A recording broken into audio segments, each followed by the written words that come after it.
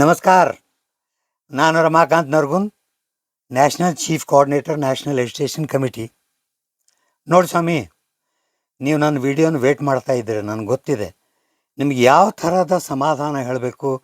ಅದೊಂದು ದೊಡ್ಡ ಪ್ರಶ್ನೆ ಆಗಿಬಿಟ್ಟಿದೆ ನಮ್ಮಲ್ಲಿ. ನಿಜವಾಗ್ಲೂ ಹೇಳಬೇಕಂದ್ರೆ, ನಾವು ಯಾರು ತಪ್ಪು ಮಾಡಿದ್ದೀವಿ ಸ್ವಾಮಿ? ನಾವು ಪೆನ್ಷನ್ದಾರ ತಪ್ಪು ಮಾಡಿದ್ದೀವಾ? ನಾವು ದುಡ್ಡು ಸರ್ಕಾರಕ್ಕೆ ಕೊಟ್ಟು ತಪ್ಪು ಮಾಡಿದ್ದೀವಾ? ಮೇಲೆ ಕಾರ್ಯಕ್ರಮಗಳನ್ನು ಮಾಡಿದ್ದು ತಪ್ಪು ಮಾಡಿದ್ದೀವಾ?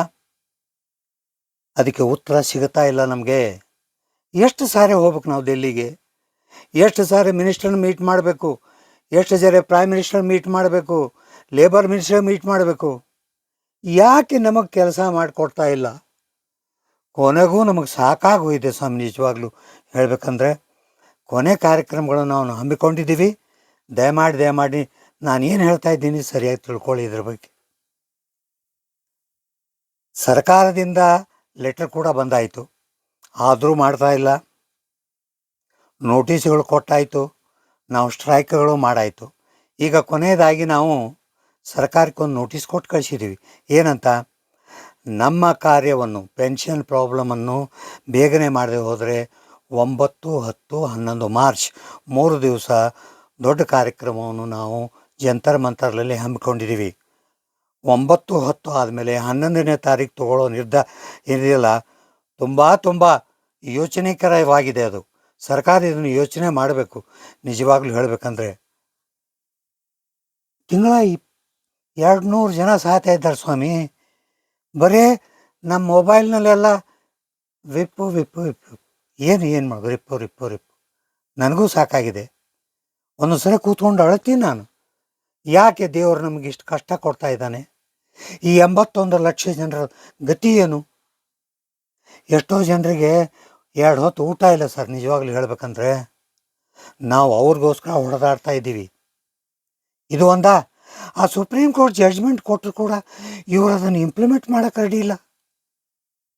ಏನು ಹೇಳ್ತೀರಾ ಇದ್ರ ಬಗ್ಗೆ?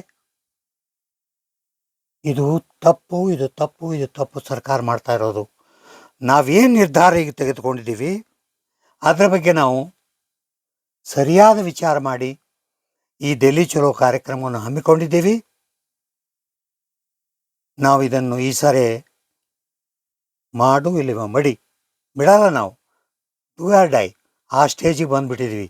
ನಮ್ಮ ಜನರಿಗೆ ಪೆನ್ಷನ್ ಕೊಡಿಸ್ಲಿಕ್ಕೆ ಬೇಕು.